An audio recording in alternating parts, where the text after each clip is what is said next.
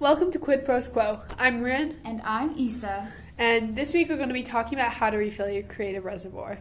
So NaNoWriMo has been going on for a couple weeks now, and that's so exciting. I hope your writing project is going so well. But as we talked about last time, it's easy to burn out during NaNoWriMo, so we want to talk about ways to refill your creative reservoir. Yeah, I definitely feel like, personally, right now, that I need to be better at refilling my creative reservoir and actually taking time out of my day to be like, let's do something that is fun. Let's do something that's not necessarily inspiring, but just something that gets me back at a really good place. Exactly. It's the idea of you have to be filling your bucket instead of just constantly pouring from it, Yes. You have to be adding drops in the bucket. That's so true. So, let's start investigating you first, right? Okay. When your creative reservoir is at its peak, how productive do you think you are? At its peak or at its lowest point? At its peak. At its peak? Oh, I'm so productive. Often NaNoWriMo is when my creative reservoir is at its peak. I'm just so motivated to work on my project that I'm so excited for, and usually I plan for NaNoWriMo months in advance. So I'm like my first NaNoWriMo, I was planning it since July. And I was just so excited to start writing, and that momentum really helped carry me through. Yeah, that's awesome. And so when you're at your low, what do you do? And what things do you do that you think would be helpful for other people who are where do I begin at fulfilling this creative reservoir? Well, the most obvious answer to me is do something that's not necessarily what we think of as creative, go for a run or a walk. Run if you like running, walk if you don't. True. Or do yoga or something that gets your body moving and your blood flowing. I think that's just so fun. I like rock climbing personally. I just think it's so fun, and I always come back invigorated and ready to write. During I think it was my summer term this past year at college, I had my rock climbing class, and immediately after I had my creative writing class, and I was always so pumped for that creative writing class. Because not only was the professor good, I was feeling so good after rock climbing for 2 hours. Wow, that's awesome. Yeah, it was so fun. I missed summer term so much, except for the fact I was in OChem. OChem was not a good time. Ooh. Yeah. Yeah, I would not recommend that. Yeah. Yeah. So, doing something that's not necessarily thought of as creative, but maybe gets the body moving, blood flowing. Yes. Just kind of recalibrates in that way. Exactly. Recalibrating is such a good word for that. Good job, Isa. Oh, thanks. Yeah. Just, came up with it on the spot. What else has worked for you?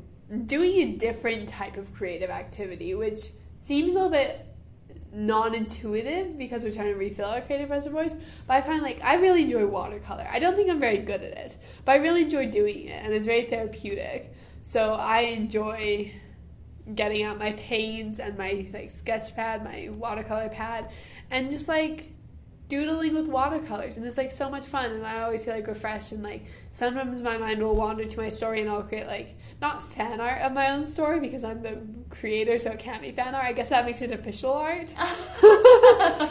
Oh gosh, I don't know if I hate that or love that. For another time. Exactly.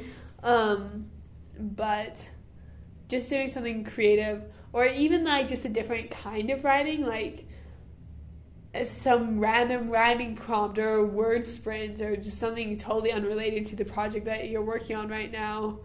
I think that is so important to just realize that creating both fills and takes away from our reservoir. No, that definitely makes a lot of sense. What are some techniques for filling your creative reservoir that you have used recently? Let's see. During your current work, what have you used recently that's still fresh in your mind that you're yes, I recommend it? if you haven't already made character sheets for your characters, you should be making character sheets for your characters. And for some people, this is like so obvious. Yeah, but I like getting just down to the basics and like reminding myself of who my characters are and like what's really motivating them at their core. And like reminding me that they are like technically living, breathing. Yeah, I was about to say that. Like, they're entities of themselves, and I'm just, like, helping channel them onto the page. You're just the poor vessel who has to tell their story. Something like that, but it's okay. My characters and I, we're all besties. Oh, nice.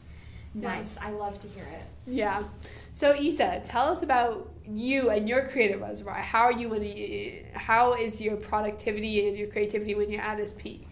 When I'm at my peak, I'm almost like not productive sometimes because I just have too many ideas. Where basically I list, I catalog, I sort, whatever. It could be seen as wasting time, but for me, even if I'm not like directly writing, if I'm like technically working on a project in any capacity, that counts as work to me. Like if I'm setting aside like an hour to work on a project, if I spend half of it like, brainstorming, then I spend half of it brainstorming, and that is work and time and effort that I've put in that has has changed the work perceptibly. Like it has a real change to it. That's not just like, I was thinking for 5 minutes. Like writing is more than just writing. Yeah, it's more than the physical act. Exactly. Yes. So at my peak, sometimes I get like that. Sometimes I'm like, wow, I could just write and like write basically. Like it's just like, I don't know, like if I've set aside time, then I can just be like, wow, like I'm ready, let's go.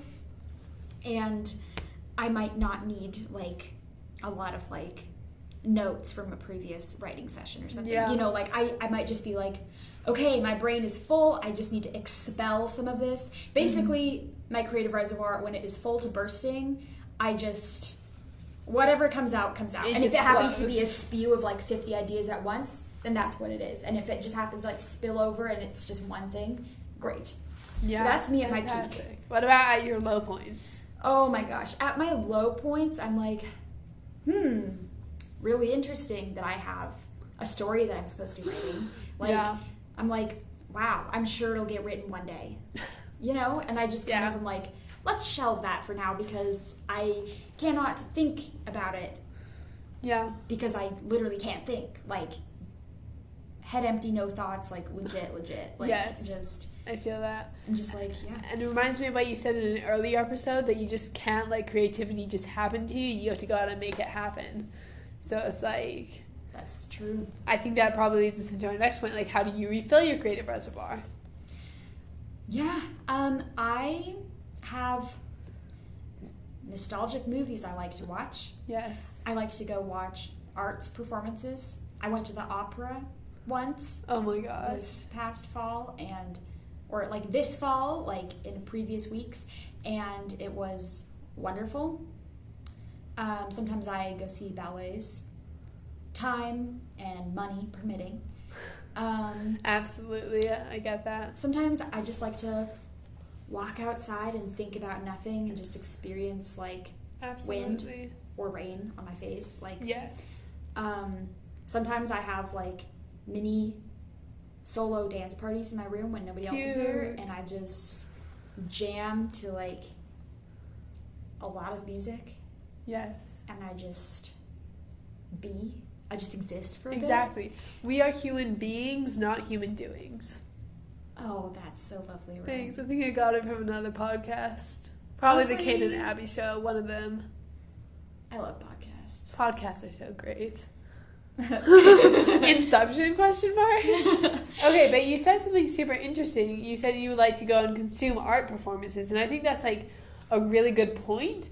Like, one way to fill our buckets is to literally go out and consume other media. Exactly. Because like even if I'm not like using that material, it's just like gets me in this like happy place. I'm like, look what people can make. Exactly. Look what people can create. What if I make something for other people? Being in the moment of a piece of art. Look at that. Like, oh my gosh. Wow. Yes, and it like just brings you into like a flow state, which is just so good for your brain and your emotions. Yeah. Like even if I'm just like reading a book, or even like a really good essay, Yeah. a newspaper article, rare occasion a blog post. Like, I'm just like vibing. I'm just like, wow, I'm consuming something and hoarding it for myself, basically. Like, I'm just like, wow, like, look at me consuming media. Like, it's just like nice sometimes. Some books I do not think are good for refilling your creative reservoir, and that would be different for every person. But in general, I know which ones are like it for me. Yes, absolutely. Yeah. I just had one more thing to say about consuming media, and it has flown. It has flown. I'm so sorry. It's okay. Oh, it was, as writers, we like are always regurgitating the stories we read and see on like the TV or the internet, and so I think it's so important that we're like, as writers, we consume media, because I know a few writers who just like don't really believe in like reading or like watching some TV. People have a fear that if they consume media, then they'll accidentally like copy somebody, or if they won't have as good ideas or something, and so they fear that like if they consume media, then suddenly if they're doing something similar to them, then like suddenly their ideas are not original. And I'm like, well, like, I see what you're saying, but like in the history of storytelling, like, what hasn't been done before? Mm-hmm. What hasn't really been done? Like, what plot points haven't been used? Yeah, like, sure, there are things for, like, modern and future ages that haven't really been touched on, but at their core, a lot of art boils down to very similar principles. Exactly. And it's the idea that there's no original stories, like, at all. Mm-hmm. And you can look at, like, I love Kurt Vonnegut.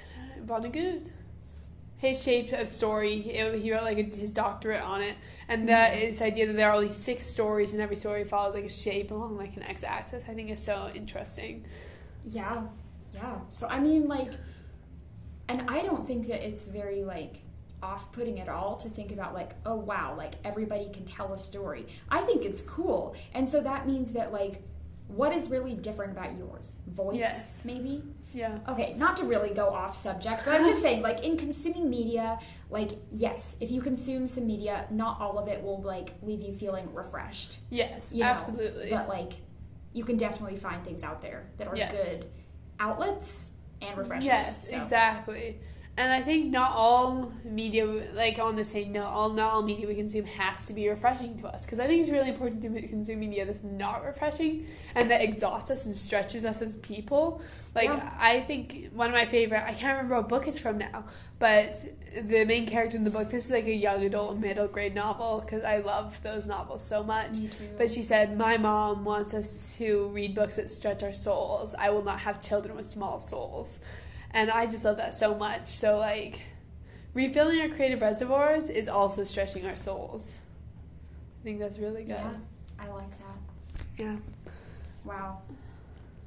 Well, that's really, honestly, been pretty all-encompassing. Yeah, that was a wrap, I think. Let's recap what we talked about. We talked about how each of us, what we're like at our peaks, what we're like at our lows in our creative reservoirs, and things we do to, like, refill our creative reservoirs. We hope that you've had a good time with us today. This has been Quid Pros Quo. We'll see you next time.